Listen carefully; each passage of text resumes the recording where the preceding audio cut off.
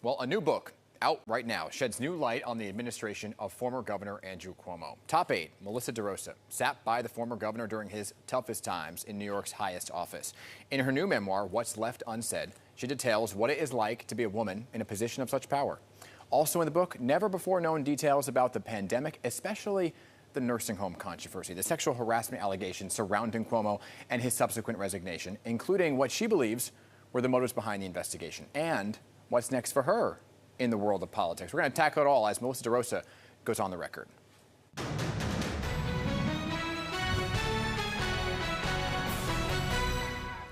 And Melissa DeRosa is joining me now, so great to have you here. Thank you for having me. Excited to be here. Melissa, I read the book. It is raw, it is personal, and it is a fascinating look at some of the toughest times the administration felt. Let me start with the why, right? The big why of why do this? Why write this book now?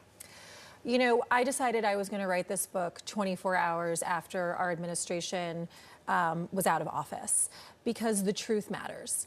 And particularly for those 2 years, you know, in 2020, we were facing an unprecedented crisis with COVID. New York was the global epicenter of this pandemic, once-in-a-century pandemic.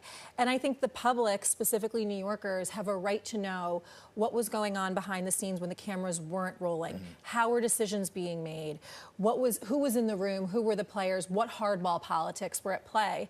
And then in 2021, we had an unprecedented situation where an administration was taken out by scandal. And a lot of that, which I believe was a manufactured scandal. And so I thought that the public deserved to know from someone who lived it, rather than through the lens of the media, what was going on during those crucial years. So let's break that all down, right? And start with your attention really on the role of the press. Because you talk about the press throughout the book. And your role, by the way, for those who don't know, was the most powerful non-elected role next to the governor, right?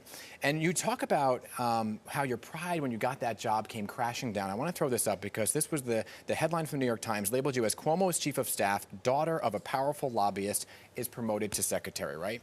So did you feel after that moment when you saw that headline that was really beginning the battle with the press and whether or not you felt like true stories were told? You know, I've been battling with the press for decades. I actually came from the communications world, right, which is why so much of what I experienced in those 2 years dealing with the press and everything being told through the lens of the press was something I felt needed to be brought to the forefront. There is a lot of mistrust in media right now, some of it deserved, some of it undeserved. But I do think that when people hear directly from primary sources and they understand behind the scenes what's going on between the administration and the media, that it will shed some light to them on what it was exactly that they were reading. Okay, got it. So let's talk about COVID, right? Because Governor Cuomo really became this national leader. Your whole administration was the focus of daily press briefings. He was dubbed America's governor at the time, right? But there were some details that you go into in the book that were not known at the time. These were inner deals that were made between the Governor Andrew Cuomo, and then former President Donald Trump. Can you talk a little bit about those deals? Sure. So, you know, some of what people saw at home, and I think have sort of come to know now, was that Donald Trump was obsessed with Andrew Cuomo. Andrew Cuomo was living in Donald Trump's head rent-free. He believed through almost the entirety of 2020, through the heart of the pandemic, that the Democratic Party was going to throw Joe Biden off of being the presidential nominee and substitute him for Andrew Cuomo. So much of what was going on between our administration and the White House was sort of done through that lens. He was super upset anytime the governor criticized him, anytime we held his feet to the fire for things like PPE or ventilators, right, or sending us resources. And so there was inherently this political lens on everything. And in one anecdote, which I tell in the book, in July of 2020, where there was this rash of crime that happened over July 4th, and the president decides he's going to be, you know, commander-in-chief and start sending National Guard into all these different cities, that he threatened to send them into New York, which we believed would be anarchy. Right. I mean, can you imagine how the people of New York would have responded during those days if Donald Trump was sending foot soldiers in? And so, you know, I retell this story of Jared Kushner and I sort of duking it out over the phone, where it becomes apparent that they were on the precipice of sending National Guard into New York. And then 24 hours later, after we sort of dodged that bullet, the governor and the president get on the phone and they come to an agreement where we would stop criticizing President of the United States and how he was handling COVID, and in return, he wouldn't send federal troops into New York City. And so, you know, the book is sort of jam-packed with anecdotes like that that I think people will find very eye-opening. Yeah, and I think people should read that because there are a lot of anecdotes that go behind the scenes that maybe were not known to the press. The biggest controversy that was known that came out, of course, was the nursing home scandal, right? And the number of deaths, whether and how they were recorded, how they were reported, what was given to the media and what wasn't. And there's a moment you talk about in the book where there's a recorded conversation, you say we froze, and it really put the laser focus on you. What happened with nursing home deaths? Was it wrong? What do you mean, was it wrong? Was there a attempt to hide the actual numbers of nursing home deaths? No. From the very beginning of the pandemic, every state was counting deaths in a different way. It was one of the many things that the federal government didn't provide guidance on. And so from the beginning of the pandemic in March of 2020, and I go through this in the book, for simple ease and reliability, we said this is how we're going to record deaths. People who die in nursing homes are nursing home deaths. People who die in hospitals are hospital deaths. The nursing homes would tell us who died in their facilities. The hospitals would tell us who died in their facilities. About a month and a half into the pandemic, the press starts asking a different question, which is, what if you had been in a nursing home and then gone to a hospital and died? I remember. And that was where everything became so politicized. And as I try to explain in the book, we then do a number of retrospective surveys. We do up to a dozen of them. The numbers come back. They're a disaster. Some nursing homes are recording that every person that had been in the nursing home who left had died of COVID. Some are saying deaths going back to December. Some had actually given dates of deaths in the future that hadn't even happened yet. So it was a forensic nightmare, which then carried through into the summer when we do this big audit in August of 2020.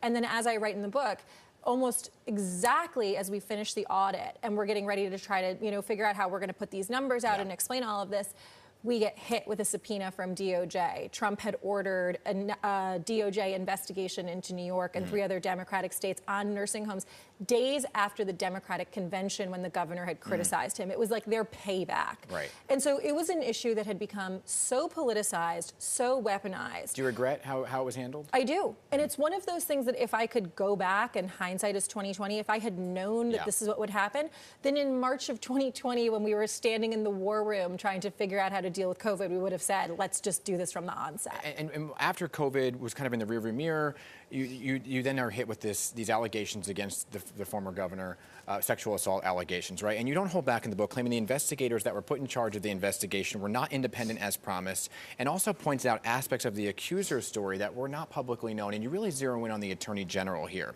So let me first ask you this. Do you feel that all of the women were lying? No, not even close. There were 11 women in that report, and I actually, in the book, I tick through as the allegations are sort of unfurling. First allegation, second allegation, third allegation. And I think what got lost in the hysteria and frenzy of the moment is that people don't even realize what the allegations were. They just heard the number 11. And then when you actually take a step back and you look at what the allegations were, 8 of these allegations were a kiss on the cheek, your hand on a waist for a photograph, putting your hands on someone's face at a wedding was put on the front page of the New York Times. Plain vanilla meet and greet that was weaponized in order to take out the governor.